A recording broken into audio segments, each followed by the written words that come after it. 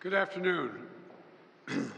It's a very good afternoon, because at long last, I can announce a ceasefire and a hostage deal has been reached between Israel and Hamas.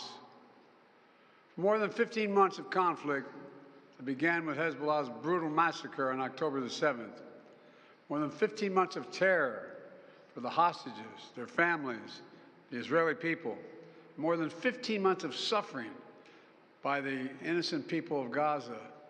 Fighting in Gaza will stop, and soon the hostages will return home to their families.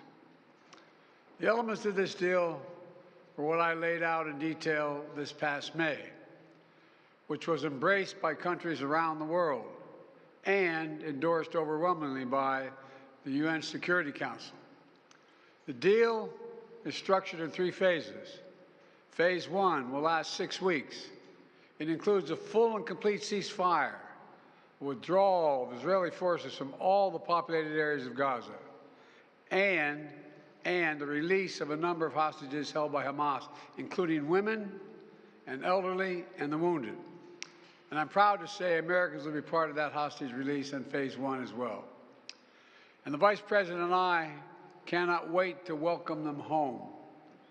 In exchange, Israel released hundreds of Palestinian prisoners. And during Phase 1, the Palestinians can also return to their neighborhoods in all the areas of Gaza. And the surge of humanitarian assistance into Gaza will begin. And the innocent people can have a greater access to these vital supplies.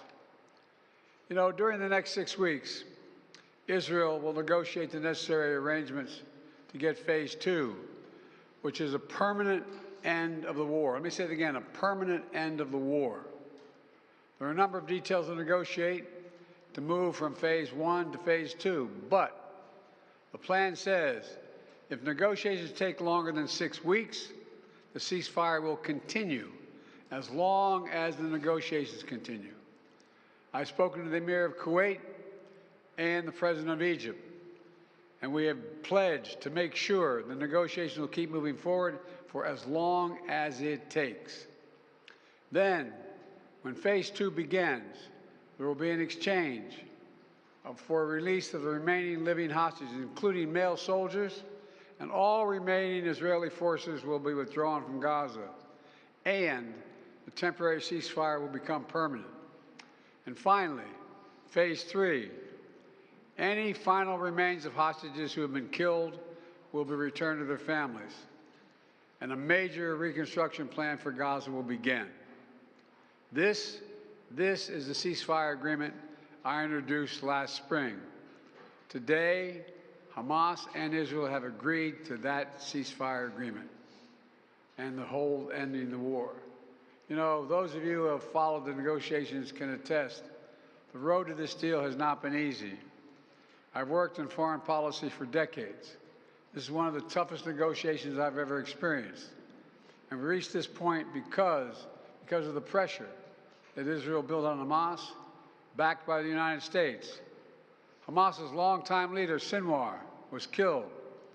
Hamas's strongest supporter, Iran, launched attacks on Israel. And those attacks failed after my administration organized a coalition of nations to stop them. And after I ordered the U.S. ships and planes to come to Israel's defense, we also shaped Israel's strong and calibrated response, destroying Iran's air defenses, but avoiding an escalatory cycle of an all-out war. The United States also organized a coalition of 20 countries to stand up to attacks by the Houthis, including their missile attacks in Israel. Then, Hezbollah, another of Hamas's strongest backers, was significantly weakened on the battlefield, and its leadership was destroyed.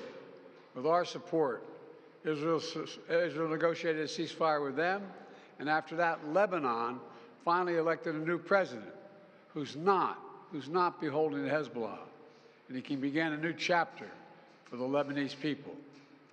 All told, these developments in the region, which the United States helped to shape, changed the equation. And so now, the terror network that once protected and sustained Hamas is far weaker. Iran is weaker. Iran is weaker than it's been in decades. Hezbollah is badly degraded, and after more than 15 months of war, Hamas's senior leaders are dead. Thousands of Hamas fighters are dead, and the military formations have been destroyed. With nowhere to turn, Hamas finally agreed to releasing hostages. You know, there was no other way for this war to end than with a hostage deal.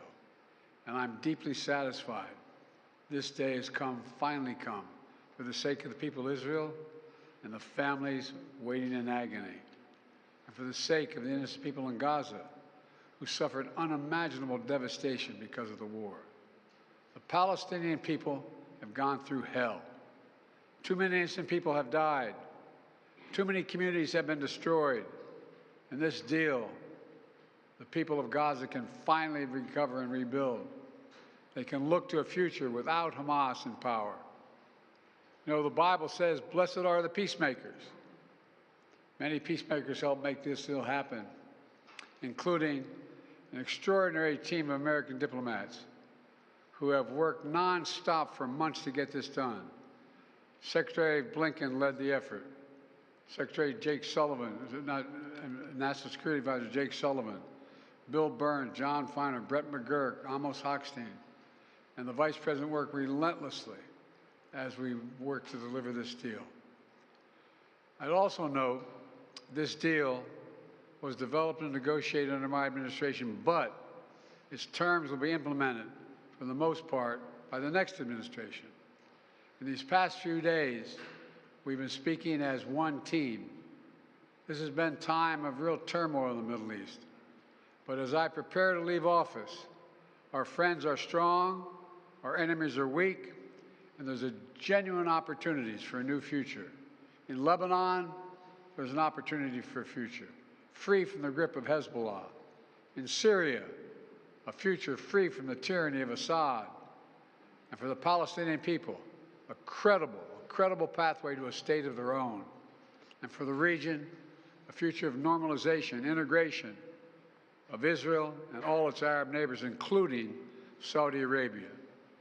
At the G20 in Delhi in September 23, I rallied key countries behind a vision of an economic corridor from India across the Middle East to Europe. That vision can now become a reality.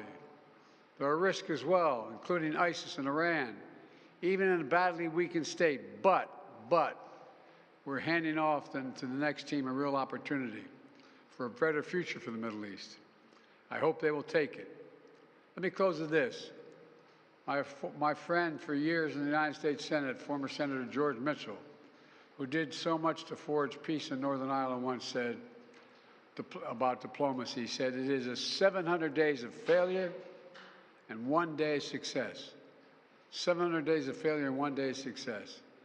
Well, we've had many difficult days since Hamas began its terrible war. We've encountered roadblocks and setbacks. We've not given up. And now, after more than 400 days of struggle, a day of success has arrived. God bless all the hostages and their families. May God protect the troops of all those who work for peace. Mr. President, how do you see the future of Gaza now? As you were saying, the implementation of this deal will be in the hands of the next administration, and basically they will shape the future of Gaza. So how do you see this future? And also, how much credit do you give to the Trump team for this deal? Trump is already taking credit for it. Well, you know, this is the exact framework of the deal I proposed back in May. Exact. And we got the world to endorse it. Secondly, it's America's support for Israel that helped them badly weaken Hamas and its backers and create the conditions for this deal. And thirdly, I knew this deal would have to be implemented by the next team, so I told my team to coordinate closely with the incoming team to make sure we're all speaking with the same voice, because that's what American presidents do. Thank you. In the, how many Americans will be released when the hostages are being released? All the exact detail of how many people are being held, how many bodies will be returned, unless will all be forthcoming. All of it, all of it. Thank you. Will hold. I'm confident. Thank you. Folks, credit for this, Mr. President, you or Trump? Is that a joke? Oh, thank you.